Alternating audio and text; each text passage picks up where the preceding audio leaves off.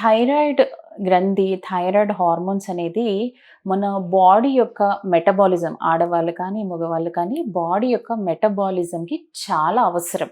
So, మన బాడీలో అన్ని పార్ట్స్ కరెక్ట్‌గా వర్క్ చేయాలంటే మన థైరాయిడ్ హార్మోన్ లెవెల్స్ అనేది ఒక రేంజ్‌లో, ఆ రేంజ్‌లోనే ఉండాలి. సో, ఒక్కొక్కసారి అది తక్కువైపోవచ్చు, ఎక్కువైపోవచ్చు. సో, తక్కువ ఉన్నప్పుడు మనం దాన్ని హైపోథైరాయిడిజం అంటాము. థైరాయిడ్ స్టిమ్యులేటింగ్ హార్మోన్ ఎక్కువున్నప్పుడు దాన్ని మనం హైపర్ థైరాయిడిజం అంటాం. సో, ఇది ఆడవాళ్ళల్లో ప్రెగ్నెన్సీలో ఒకవేళ థైరాయిడ్ ఉంటే చాలా వరకు చాలా ఇష్యూస్ వచ్చే ఛాన్సెస్ అవి ఉంటాయి. సో, దీనిలో హైపో ఉండొచ్చు, హైపర్ ఉండొచ్చు. సో, కామన్‌గా మనం చూసేదేంటంటే హైపోథైరాయిడిజం.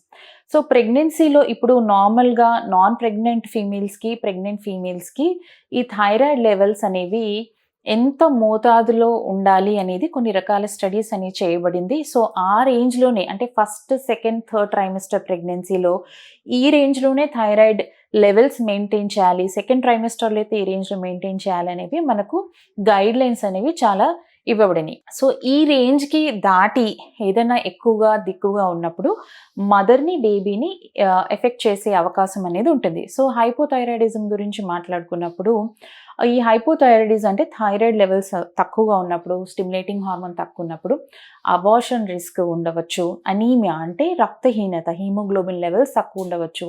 ప్రీటర్మ్ డెలివరీ ఛాన్సెస్ అనేవి ఎక్కువగా ఉండవచ్చు.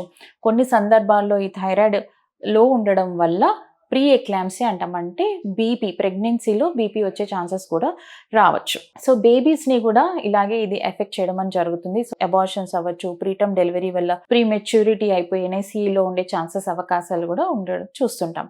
సో, మళ్ళీ హైపర్ థైరాయిడిజం గురించి మాట్లాడుకున్నప్పుడు ఈ హైపర్ థైరాయిడిజం ఉన్న మహిళలకు హైపరెమెసిస్ గ్రావిడేరం అంటాం. అంటే ఎక్కువ మోతాదులో వామిటింగ్స్ అవుతా ఉంటాయి.